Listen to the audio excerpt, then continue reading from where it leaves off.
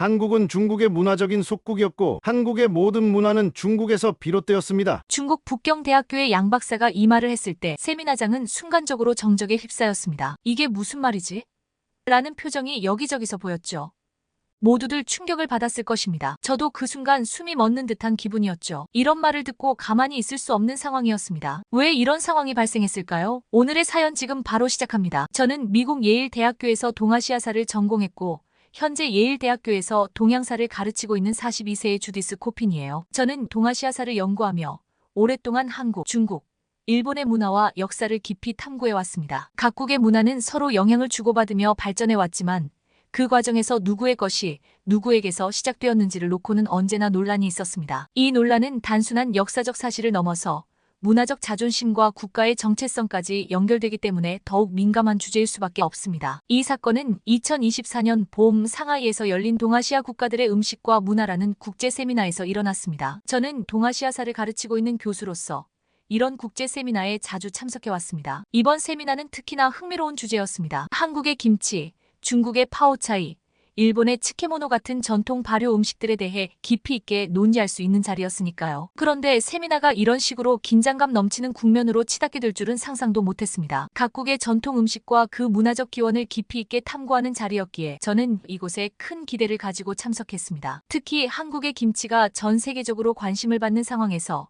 그 기원과 발효 문화에 대한 깊이 있는 논의가 이어질 것이라 생각했죠. 그러나 양 박사의 발언은 그 기대를 한순간에 무너뜨렸습니다. 서울대학교의 정원용 교수가 김치가 한국의 전통 음식이며 오랜 역사와 함께 발전해온 고유한 문화적 산물이라고 설명한 직후였습니다. 정 교수의 침착하고 논리적인 설명은 세미나 참석자들 사이에서 긍정적인 반응을 얻었고 모두가 고개를 끄덕이며 김치의 기원에 대한 한국의 입장에 공감하는 듯 보였습니다. 하지만 양 박사는 그 설명에 반박하며 한국의 문화 자체를 중국의 하위 문화로 규정하는 도발적인 발언을 쏟아낸 것입니다. 저는 그 자리에서 혼란스러움을 느꼈습니다. 양 박사의 말이 도저히 학문적인 논쟁을 넘어서고 있었기 때문입니다. 단순히 김치의 기원을 논의하는 것을 넘어 한국 전체의 문화와 정체성을 부정하는 그의 발언은 분명히 감정적인 동기에서 비롯된 것처럼 보였습니다. 세미나장이 조용해진 가운데 많은 학자들이 당혹스러워하는 표정을 짓고 있었습니다. 양 박사의 발언은 단순한 음식 논쟁을 넘어선 역사적 자부심과 문화적 우월성에 대한 도전이었습니다. 그가 김치의 기원이 중국에서 비롯되었다고 주장한 것도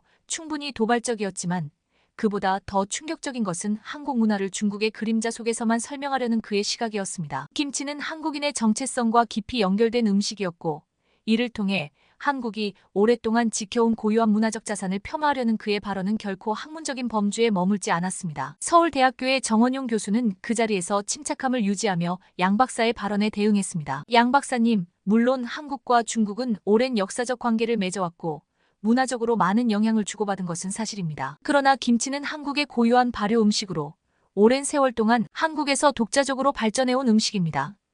정 교수의 말은 조용하면서도 단호했습니다. 그는 김치가 단순히 중국의 발효 음식에서 파생된 것이 아니라 한국의 자연과 역사 그리고 그 안에 담긴 한국인의 정신이 만들어낸 독창적인 음식이라는 점을 강조했습니다. 하지만 양 박사는 물러서지 않았습니다. 그럼에도 불구하고 그는 냉소적인 미소를 지으며 말을 이었습니다. 발효 음식의 기원 자체가 중국이라는 점은 변하지 않습니다. 한국이 김치를 발전시켰을지는 모르겠지만 그 뿌리는 분명 중국에 있습니다. 한국의 문화가 독자적으로 발전했다고 주장할 수 있겠습니까? 그 순간 세미나장의 분위기는 다시 한번 묘하게 긴장감이 감돌았습니다. 양 박사의 발언은 이제 김치를 넘어서 한국의 전체 문화에 대한 도전이 되어버렸습니다. 그의 시각은 한국 문화를 자국 중심적인 시각에서 바라보며 마치 한국이 중국의 하위 문명에 지나지 않는다는 인상을 주었습니다. 이 발언은 세미나장에 모인 학자들 사이에서도 적지 않은 파장을 일으켰습니다. 저는 그 자리에 앉아 그의 말을 듣는 동안 머릿속이 복잡해졌습니다. 한국의 역사를 연구해온 사람으로서 이 도발적인 발언에 대한 반론이 필요하다는 것을 절감했습니다. 동시에 이 논의가 단순히 김치의 기원에 그치지 않고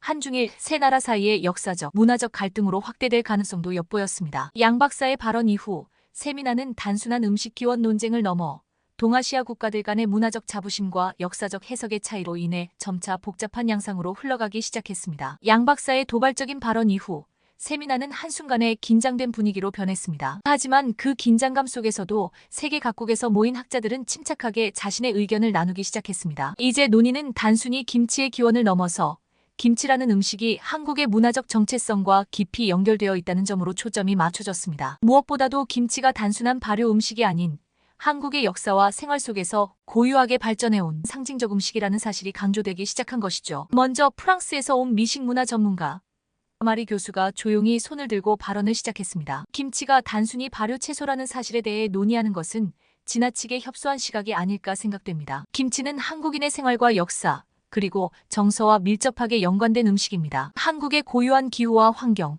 그리고 그들만의 방식으로 김치는 수천 년 동안 발전해 왔습니다. 그녀의 발언은 학자들 사이에서 긍정적인 반응을 이끌어냈습니다. 마리 교수는 특히 김치가 한국의 자연 환경과 밀접한 관계를 맺고 발전해온 음식이라는 점을 강조하며 김치가 단순한 발효 과정을 넘어서 문화적 산물임을 분명히 했습니다. 이에 독일의 식품 역사학자 슈타인 교수도 발언을 이어갔습니다. 그는 김치가 발효 음식이라는 점에서 유럽의 발효 식품과 흥미로운 비교를 할 수 있다고 말했습니다. 독일에서도 발효 음식이 오랜 전통을 가지고 있습니다. 하지만 김치처럼 다양한 재료와 풍미가 복합적으로 어우러진 발효 음식은 한국에서만 볼 수 있습니다. 특히 한국의 사계절과 그에 맞춘 발효 방식은 김치를 독특하게 만드는 중요한 요소입니다. 슈타인 교수는 김치의 독창성을 강조하며 그것이 한국의 역사적, 지리적 배경 속에서 발전했다는 점에 주목했습니다. 이어서 일본에서 온 역사학자인 다나카 교수도 발언에 가담했습니다. 일본에도 김치와 비슷한 발효 음식이 있지만 김치만큼 복잡한 맛과 향을 지닌 발효 음식은 없습니다. 특히 김치는 매운 양념과 발효 과정이 조화를 이루어 고유한 풍미를 만들어냅니다. 이는 한국만의 독창적인 문화적 산물이라고 생각합니다. 다나카 교수의 발언은 일본과 한국의 발효 음식을 비교하며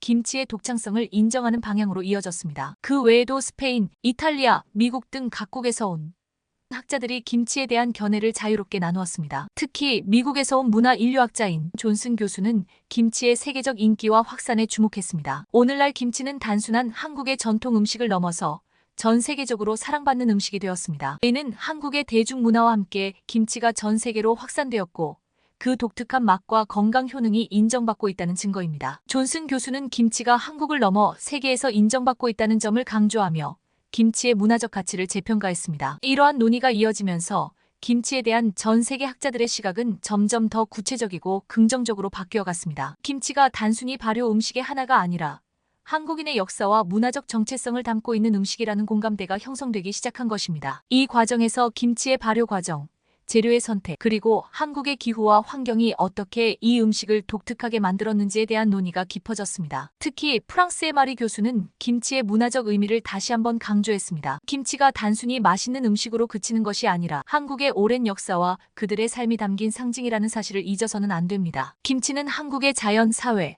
그리고 사람들이 만든 고유한 문화적 결과물입니다. 그녀의 발언은 학자들 사이에서 많은 공감을 불러일으켰고 점점 더 많은 학자들이 김치가 한국 고유의 음식임을 인정하기 시작했습니다. 저는 이 과정에서 김치에 대한 새로운 시각이 형성되는 것을 느꼈습니다. 각국의 학자들은 김치가 독창적이며 한국의 자연 환경과 역사적 배경 속에서 발전해온 음식이라는 점에 점점 더 공감하고 있었습니다.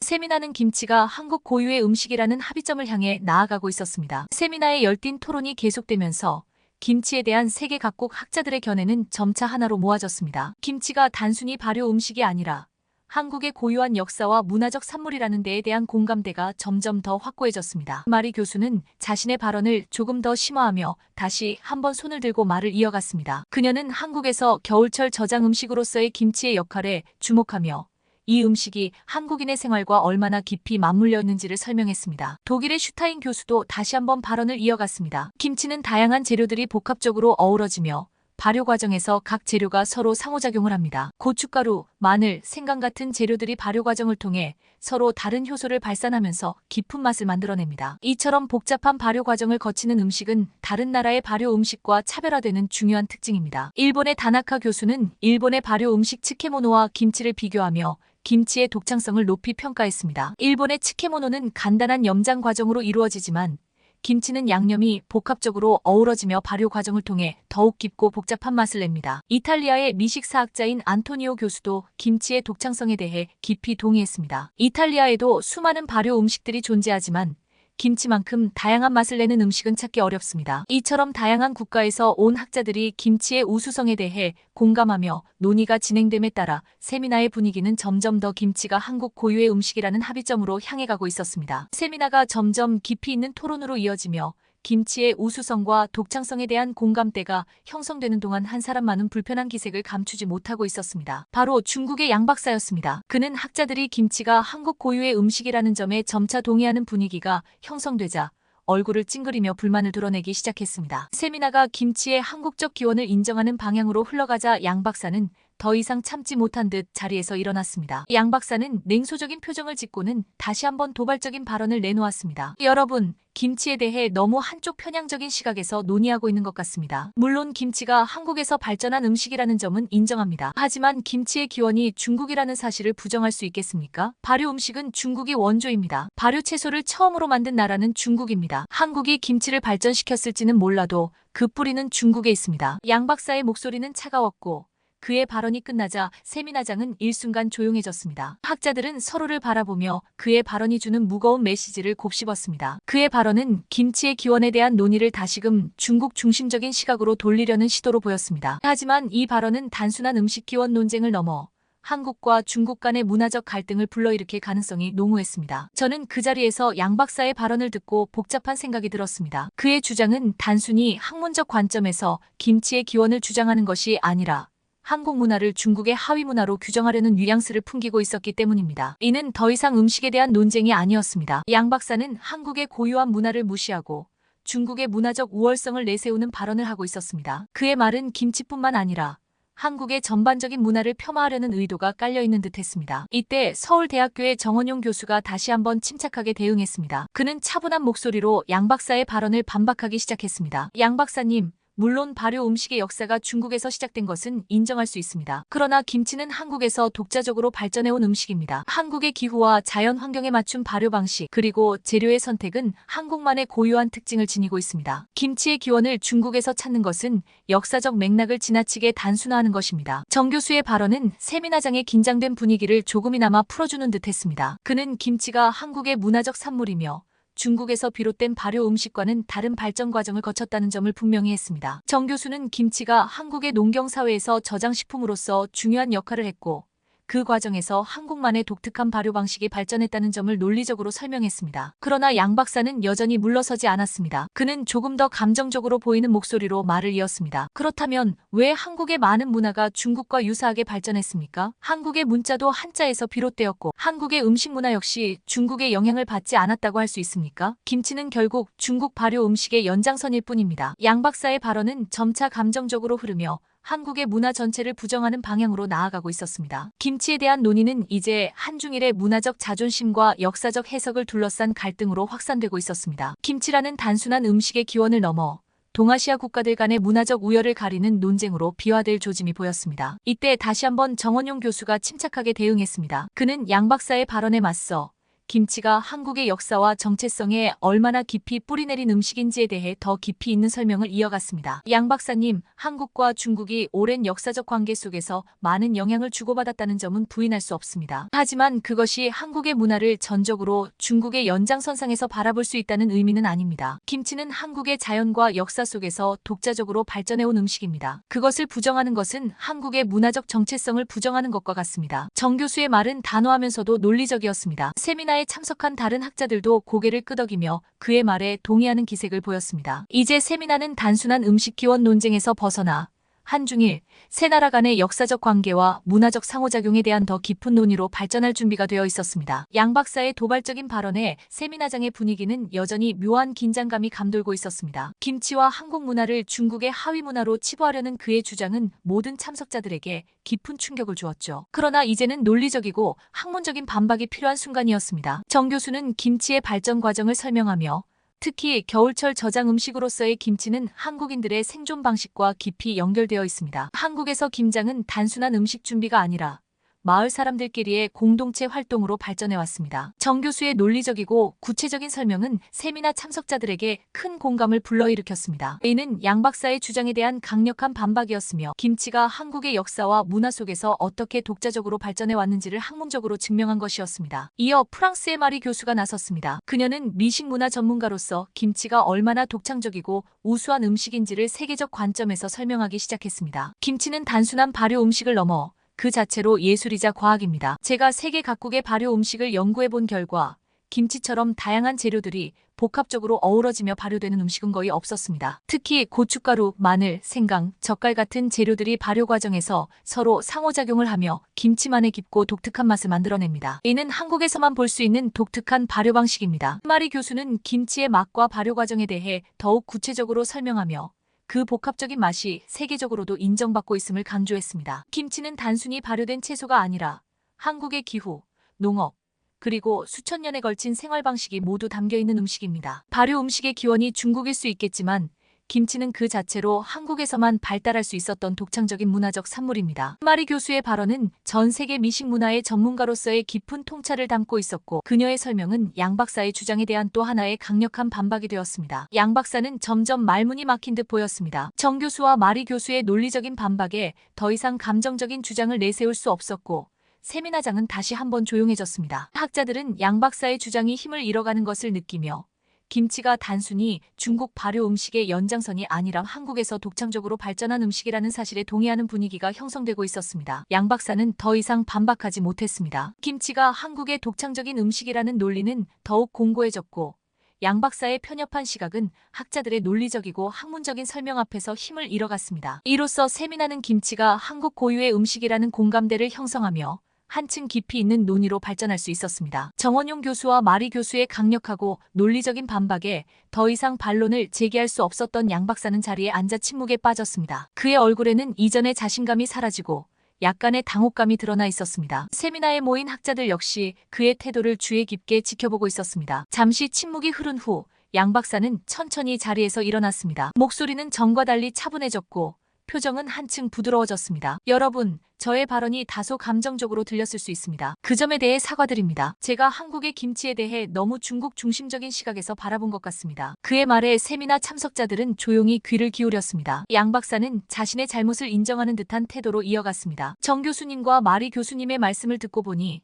김치가 한국에서 독자적으로 발전해온 음식이라는 사실을 부정할 수 없다는 점을 깨달았습니다. 물론 발효 음식의 기원이 중국에 있을 수 있지만 김치라는 음식은 한국 고유의 환경과 문화 속에서 발전해 온 것임을 이제는 이해하게 되었습니다. 양 박사의 이 말은 세미나의 긴장된 분위기를 누그러뜨리며 새로운 국면으로 이끌어갔습니다. 그는 김치에 대한 자신의 과도한 중국 중심적인 시각이 편협했다는 점을 솔직하게 인정하며 세미나 참석자들에게 사과의 뜻을 표했습니다. 저는 그동안 중국이 동아시아에서 문화적 우위를 차지하고 있다고 생각해왔습니다. 하지만 오늘 이 자리를 통해 각 나라가 독자적인 문화를 발전시켜왔다는 점을 깨달았습니다. 김치는 한국의 음식이며 그 고유성과 독창성을 인정하지 않을 수 없습니다. 양 박사의 태도 변화는 참석자들 사이에서 긍정적인 반응을 이끌어냈습니다. 그는 자신의 발언을 반성하며 한중일 세 나라의 문화적 상호작용과 존중에 대한 새로운 시각을 받아들이기 시작했습니다. 한국과 중국, 그리고 일본은 오랜 역사를 통해 서로 영향을 주고받아 왔습니다. 그 과정에서 각국은 독자적인 문화를 형성했고 이제는 그 차이를 존중하고 서로 배워야 할 때라고 생각합니다. 그의 이 발언은 세미나 참석자들에게 큰 울림을 주었습니다. 양 박사는 처음에는 김치와 한국 문화를 중국의 하위 문화로 규정하려 했지만 이제는 각국의 독창성과 고유한 문화를 인정하는 방향으로 시각이 바뀌었습니다. 학자들은 양 박사의 변화를 주목하며 그의 진심 어린 태도 변화에 공감을 표했습니다. 정원용 교수는 미소를 지으며 양 박사를 바라보았습니다. 양 박사님, 김치를 포함한 한국의 문화가 오랜 시간 동안 독자적으로 발전해 왔다는 점을 이해해 주셔서 감사합니다. 한중의 세 나라는 역사적으로 긴밀하게 연결되어 있었고 서로의 문화를 존중하며 앞으로 나아가는 것이 중요하다고 생각합니다. 양 박사는 고개를 끄덕이며 동의했습니다. 저도 그렇게 생각합니다. 앞으로는 동아시아 각국의 문화적 독창성을 인정하고 서로의 차이를 존중하는 자세로 연구를 이어가야겠습니다. 오늘 이 세미나는 저에게 중요한 깨달음을 주었습니다. 양 박사의 사과와 반성으로 세미나는 다시 우호적인 분위기로 돌아섰습니다. 그는 이제 더 이상 한국 문화를 중국 중심적으로 보려는 시각에서 벗어나 한국의 독창성과 김치의 고유성을 인정하는 쪽으로 태도를 바꿨습니다. 세미나에 참석한 다른 학자들도 양 박사의 태도 변화를 긍정적으로 받아들이며 그와 같은 방향으로 동의의 뜻을 표했습니다. 이로써 김치를 둘러싼 논쟁은 마무리되었고 세미나는 더 큰 문화적 이해와 상호 존중을 바탕으로 새로운 전환점을 맞이했습니다. 김치가 한국 고유의 음식이라는 점이 명확해졌고 양 박사의 편협한 주장은 학문적 논리와 이해를 바탕으로 수정되었습니다. 세미나의 마무리가 다가오자 각국의 학자들은 한층 더 깊이 있는 논의를 이어가며 동아시아의 상호작용과 문화적 독창성에 대해 다시 한번 생각하게 되었습니다. 양 박사의 인정과 변화는 이 세미나에서 중요한 전환점이 되었고 한중의 세 나라의 역사적, 문화적 관계를 더 깊이 이해하는 계기가 되었습니다. 세미나가 끝난 후 저는 여전히 생각에 잠겨 있었습니다. 김치에 대한 논의가 단순히 음식에 대한 이야기를 넘어서 한국의 역사와 문화, 그리고 정체성에 관한 깊은 대화로 이어졌던 과정이 머릿속을 떠나지 않았습니다. 전 세계 학자들이 김치의 고유성과 그 안에 담긴 한국의 문화적 가치를 인정하며 논의한 순간은 제게 매우 큰 감동을 주었고 제 연구에 대한 방향도 새롭게 다져지는 느낌이었습니다. 그러나 그보다 더 큰 충격을 주었던 것은 한국에 대한 저의 이해가 아직 많이 부족하다는 깨달음이었습니다. 김치에 담긴 한국인의 생활 방식, 그 안에 스며 있는 자연과 역사, 그리고 공동체 정신은 그동안 연구와 이론으로만 이해해왔던 저에게 완전히 새로운 시각을 열어주었습니다. 그리고 그 순간 저는 한국의 음식 문화를 더 깊이 체험하고 연구하기 위해 예정된 귀국 일정을 미루기로 결심했습니다. 세미나가 끝나고 정원용 교수와 이야기를 나누었습니다. 정 교수님, 이번 세미나에서 배운 것들이 제게 큰 영감을 주었습니다. 김치에 대한 이야기를 듣고 한국의 음식 문화를 더 깊이 배우고 싶어졌습니다. 그래서 제가 계획했던 귀국 일정을 미루고 한국에서 더 많은 시간을 보내며 직접 음식 문화를 경험하고자 합니다. 정 교수는 저의 결심에 기뻐하며 미소를 지었습니다. 아주 좋은 결정입니다. 한국의 음식 문화는 직접 체험하지 않고서는 완전히 이해하기 어려운 부분이 많습니다. 특히 전통적으로 김치가 만들어지는 과정이나 지역별로 조금씩 다른 음식 문화를 경험하는 것은 매우 의미 있는 일이 될 겁니다. 제가 도울 수 있는 부분이 있다면 기꺼이 돕겠습니다. 그렇게 저는 정 교수와 함께 한국의 여러 지역을 여행하며 김치와 그 외 전통 음식에 대한 깊이 있는 체험을 하기로 했습니다. 정 교수는 특히 전라도 지역을 추천했습니다. 그곳은 김치뿐만 아니라 한국의 전통적인 발효 음식과 다양한 향토 음식이 발전해온 곳으로 한국의 음식 문화를 체험하기에 더할 나위 없이 좋은 장소라고 했습니다. 정 교수의 제안에 따라 우리는 전라도로 향할 일정을 준비했습니다. 전라도는 한국에서 음식의 본고장이라고 할 수 있는 곳으로 풍부한 농산물과 해산물을 바탕으로 한 전통 요리가 발전한 지역입니다. 특히 김치의 재료와 발효 방식이 지역마다 조금씩 다르기 때문에 전라도에서의 체험은 한국 김치 문화를 더욱 깊이 이해하는 데 중요한 역할을 할 것입니다. 저는 한국에 머물며 김치와 전통 음식의 진정한 의미를 더 깊이 배워야겠다는 다짐을 굳혔습니다. 세미나에서 논의된 학문적인 내용만으로는 충분하지 않다고 느꼈습니다. 김치가 단순한 음식이 아니라 한국인의 삶과 깊이 연결된 문화적 상징이라는 사실을 몸소 느끼고 싶었습니다. 그리고 그 경험을 통해 김치가 한국 문화의 상징으로서 전 세계에 어떤 가치를 지니고 있는지를 알리고 싶었습니다. 정 교수는 전라도로 떠날 준비를 하며 저에게 앞으로의 여정에 대해 설명해 주었습니다. 전라도는 한국 음식의 다양성과 깊이를 체험할 수 있는 최적의 장소입니다. 이 지역은 특히 김장철이 되면 공동체적으로 김치를 담그는 문화가 활발하게 이루어집니다. 또 전라도의 김치는 다른 지역과 달리 고춧가루와 젓갈의 사용이 두드러지며 그만큼 독특한 맛을 냅니다. 전통시장에서 만날 수 있는 사람들과 그들의 이야기를 들어보는 것도 매우 흥미로운 경험이 될 겁니다. 그의 설명을 들으면서 저는 점점 더 기대감에 부풀었습니다. 김치를 담그는 과정, 그 안에 담긴 자연과 사람들의 이야기를 직접 체험한다는 것은 저에게 새로운 학문적 탐구의 기회를 제공할 뿐만 아니라 한국 문화에 대한 이해를 한층 더 깊게 해줄 것임을 확신했습니다. 마침내 우리는 전라도로 떠날 준비를 마쳤습니다. 이제 저는 한국의 음식 문화를 직접 체험하고 연구하는 여정에 오를 준비가 되어 있었습니다. 이 여정은 단순히 김치를 맛보고 배우는 것 이상의 의미를 가지고 있었습니다. 한국의 전통과 자연 그리고 그들의 생활 방식을 더 깊이 이해하는 시간으로 이어질 것입니다. 저는 이번 경험을 통해 김치가 어떻게 한국인의 삶과 깊이 연결되어 있으며 그 안에 담긴 정서와 공동체 정신을 세계에 널리 알리는 중요한 사명을 다할 준비가 되었다고 느꼈습니다. 정원용 교수와 함께 전라도로 떠난 여정은 예상보다 더 풍성한 경험으로 가득했습니다. 전라도는 한국에서도 음식의 깊이와 다양성으로 유명한 지역으로 각 지방마다 특색 있는 김치와 전통 음식을 만나볼 수 있었습니다. 저에게 이 여정은 한국의 음식 문화를 직접 체험하는 소중한 기회이자 음식 안에 깃든 한국인의 삶을 더 깊이 이해할 수 있는 시간으로 다가왔습니다. 첫 번째로 방문한 곳은 전라남도의 목포였습니다. 목포는 한국의 남서쪽 끝에 자리한 항구 도시로 바다와 인접해 있어 해산물을 이용한 다양한 음식이 발달한 곳이었습니다. 특히 이 지역에서는 갓김치가 유명했습니다. 갓김치는 다른 지역의 김치와 달리 특유의 매운맛과 쌉싸름한 향이 나는 김치로 전라남도의 갓이라는 채소가 주재료였습니다. 바닷바람을 맞으며 자란 갓은 풍부한 영양소와 독특한 향을 가지고 있었고 이곳의 사람들은 그것을 이용해 깊고 강한 맛을 내는 갓김치를 만들었습니다. 정 교수와 함께 목포의 한 전통시장을 찾았을 때 김장 준비로 분주한 사람들의 모습을 볼 수 있었습니다. 시장 곳곳에서 갓을 다듬고 젓갈과 고춧가루를 버무리는 손길들이 분주했습니다. 한 아주머니께서는 갓김치에 대해 설명해 주셨습니다. 갓김치는 다른 김치보다 발효가 빠르기 때문에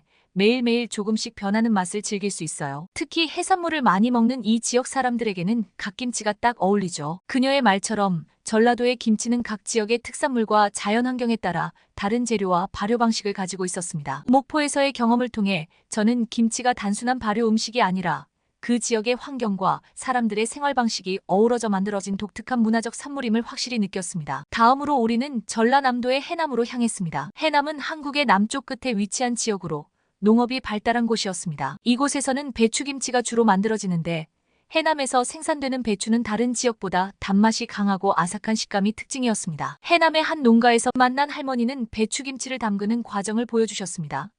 할머니는 김장철마다 가족들과 함께 수십 포기의 배추를 절이고 고춧가루와 양념을 넣어 김치를 담근다고 설명하셨습니다. 김치라는 게 단순한 반찬이 아니지요. 그 안에는 우리의 정성이 들어가 있고 가족을 위한 사랑이 담겨 있어요. 김장을 할 때마다 온 가족이 함께 모여서 담그기 때문에 이건 우리 공동체의 중요한 전통입니다. 할머니의 말은 김치가 단순한 음식이 아니라 가족과 공동체를 연결하는 중요한 매개체임을 보여주었습니다. 김치는 한국인의 삶과 깊이 연관된 음식이었고 그 안에는 한국인의 가치관과 정서가 담겨 있었습니다. 해남에서의 배추김치 체험은 그 맛뿐만 아니라 그 안에 담긴 공동체 정신을 깊이 느낄 수 있는 시간이었습니다. 김치를 담그는 과정에서 가족들과 이웃들이 함께 어우러지며 그들이 나누는 정과 따뜻함이 김치에 고스란히 녹아들어 있는 것이었습니다. 이러한 경험을 통해 저는 김치가 단순히 먹는 음식을 넘어 한국인들의 삶과 문화의 일부로 자리 잡고 있음을 다시 한번 깨달았습니다. 마지막으로 정 교수와 저는 전주로 이동했습니다. 전주는 전통적인 한식 문화가 깊이 뿌리내린 도시로 전주 비빔밥을 비롯한 다양한 전통 음식을 만날 수 있는 곳이었습니다. 특히 이곳에서 저는 묵은지를 경험하게 되었습니다. 묵은지는 오래 숙성된 김치로 발효가 오래된 만큼 그 맛이 깊고 풍부합니다. 전주의 한식당에서 맛본 묵은지는 신맛과 감칠맛이 완벽하게 어우러져 있었고 그 맛은 단순히 발효된 음식 이상의 깊이를 느끼게 해주었습니다. 전주의 전통 한옥마을을 둘러보며 저는 이 도시가 어떻게 전통을 보존하면서도 현대적인 음식 문화를 발전시켜 왔는지를 알게 되었습니다. 전주의 음식들은 그 맛뿐만 아니라 그 안에 담긴 철학과 미학까지도 함께 느낄 수 있었습니다. 김치뿐만 아니라 한식 전체가 한국인의 삶과 밀접하게 연결된 문화라는 점을 더욱 깊이 이해하게 되었습니다. 이렇게 전라도 지역을 여행하며 경험한 김치와 한국의 전통 음식들은 단순한 음식 체험을 넘어 한국인의 삶과 정서 그리고 공동체 문화를 이해하는 데 큰 도움이 되었습니다. 김치라는 음식이 각 지역의 환경과 자연 그리고 사람들의 이야기 속에서 어떻게 발전해 왔는지를 직접 체험하면서 저는 김치가 한국인들의 정체성과 삶의 방식과 얼마나 깊이 연결되어 있는지를 깨달았습니다. 이제 저는 김치와 한국 음식 문화를 전 세계에 제대로 알릴 준비가 되었다는 자신감이 생겼습니다. 전라도 지역에서의 깊이 있는 음식 문화 체험은 제게 큰 깨달음을 주었습니다. 김치는 그저 하나의 발효 음식이 아니었습니다. 그것은 한국인의 삶과 역사, 그리고 자연환경이 어우러진 상징적인 문화적 산물이라는 사실을 몸소 느낄 수 있었습니다. 각 지역의 독특한 김치와 전통 음식들은 그 지역의 환경과 사람들의 생활 방식을 반영하며 오랜 세월 동안 발전해 왔습니다. 한국 음식 문화 속에는 그들의 삶과 공동체 정신, 자연과의 공존이 고스란히 담겨 있었습니다. 한국을 떠나기 전 저는 정원용 교수와 다시 한번 깊이 있는 대화를 나누었습니다. 정 교수님, 이번 여정을 통해 김치와 한국의 음식 문화를 더욱 깊이 이해하게 되었습니다. 단순한 발효 음식이 아니라 그 안에 담긴 자연과 사람들의 이야기가 너무나 풍부하다는 것을 깨달았습니다. 저는 이 경험을 전 세계에 꼭 알리고 싶습니다. 정 교수는 제 이야기를 듣고 따뜻하게 미소 지으며 고개를 끄덕였습니다. 한국의 음식 문화는 단순한 미식의 경지를 넘어서 삶과 공동체, 자연과의 공존을 반영한 것입니다. 김치뿐만 아니라 한식 전반이 그렇죠. 당신이 이 경험을 바탕으로 세계에 한국의 음식 문화를 제대로 알리겠다고 하니 매우 기쁩니다. 음식은 문화의 중요한 창구이자 그 나라 사람들의 마음을 이해하는 데 중요한 역할을 합니다. 저는 그 순간 한국에서 경험한 음식 문화의 가치를 세계에 알리는 것이 제 사명이라는 확신이 들었습니다. 한국의 음식은 단순히 먹고 즐기는 것을 넘어 그 안에 담긴 삶의 철학과 자연에 대한 존경, 그리고 공동체의 중요성을 보여주는 것이었습니다. 이러한 문화적 가치를 세계에 알리는 것은 매우 중요한 일이라는 생각이 강하게 들었습니다. 한국에서의 체험은 저에게 큰 깨달음을 주었지만 이 깨달음을 더 많은 사람들과 나누고 싶다는 열망도 커졌습니다. 김치는 이미 전 세계적으로 널리 알려져 있는 음식이지만 그 안에 담긴 한국의 전통과 철학, 그리고 역사적인 의미는 여전히 많은 이들이 제대로 알지 못하고 있습니다. 저는 김치가 단순한 발효 음식이 아니라 한국인의 삶과 정체성을 반영하는 중요한 문화적 상징이라는 점을 강조하며 이를 널리 알리기로 결심했습니다. 한국에 머물면서 저는 다양한 학술 자료를 수집하고 전통적인 김치 담그기 과정을 기록으로 남겼습니다. 이 자료들은 제가 미국으로 돌아가 강의와 저널을 통해 한국의 음식을 더욱 깊이 있게 소개하는 데 중요한 역할을 할 것입니다. 한국에서의 이 여정은 단순한 연구의 연장이 아니라 저에게 한국 문화를 깊이 이해하고 이를 전 세계에 알릴 사명을 확인하는 시간이었습니다. 미국으로 돌아온 후 저는 한국에서의 경험을 바탕으로 김치와 한국 음식 문화를 널리 알리는 일에 본격적으로 나섰습니다. 예일대학교 강의실에서 첫 강의가 시작되었을 때 학생들은 제가 이번에 한국에서 체험한 이야기를 듣고 매우 흥미로워했습니다. 뿐만 아니라 저는 이번 경험을 학술 저널에도 적극적으로 기고하기 시작했습니다. 또한 저는 대중들에게도 한국의 음식을 소개하는 다양한 프로젝트를 기획했습니다. 미국 내 여러 음식 축제와 문화 행사에서 김치와 한국 음식을 소개하는 프로그램을 진행했으며 많은 사람들이 한국 음식을 통해 한국의 문화를 배우고 체험할 수 있도록 도왔습니다. 저는 다음 연구 주제로 한국의 전통 의복인 한복에 대한 연구를 시작했습니다. 한국의 음식 문화처럼 한국의 전통 의복에도 오랜 역사와 깊은 문화적 의미가 담겨 있었기 때문입니다. 한복은 단순한 의복이 아니라 한국인의 미적 감각과 그들의 철학을 반영한 중요한 문화적 유산입니다. 저는 한복의 역사적 발전 과정, 그 안에 담긴 한국인의 미학과 가치관, 그리고 현대사회에서 한복이 어떻게 재조명되고 있는지를 연구하기로 했습니다. 한복 연구는 또 다른 흥미로운 도전이 될 것입니다. 한국의 음식 문화가 한국인의 생활과 역사에 깊이 연결되어 있듯이 한복도 한국인의 미의식과 철학을 담고 있습니다. 저는 이 연구를 통해 한국의 전통 의복이 가진 문화적 의미를 전 세계에 알리고자 했습니다. 또한 이를 통해 한국의 의복 문화가 어떻게 다른 동아시아 국가들과 차별화되는지, 그리고 현대사회에서 전통이 어떻게 재해석되고 있는지를 탐구할 계획이었습니다. 이제 저는 김치와 한국 음식 문화를 넘어 한복을 비롯한 한국의 전통 문화를 세계에 널리 알리는 데 주력할 준비가 되어 있었습니다. 한국의 음식과 의복, 그리고 그 안에 담긴 철학과 정체성은 단순히 과거의 유산이 아니라 현대사회에서도 중요한 가치를 지니고 있었습니다. 저는 이러한 가치를 전 세계와 공유하며 한국 문화를 널리 알리는 역할을 맡게 된 것을 자랑스럽게 생각했습니다. 이제 저는 새로운 여정을 시작하려 합니다. 김치와 한국 음식 문화에 대한 연구를 더 깊이 진행하며 동시에 한복에 대한 연구도 함께 이어갈 것입니다. 한국의 문화적 유산을 더 많은 사람들에게 알리기 위해, 그리고 한국인의 삶과 철학을 세계 무대에서 조명하기 위해 저는 계속해서 연구와 강의를 이어가며 한국의 문화를 널리 알릴 것입니다. 이로써 김치에서 시작된 한국 음식 문화에 대한 연구는 이제 한복과 같은 다른 문화적 유산으로 확대되었고, 저는 그 여정 속에서 더욱 깊이 있는 통찰을 얻어가고 있습니다. 제 이야기 끝까지 들어주셔서 진심으로 감사합니다. 그럼 다음에 또 만나요.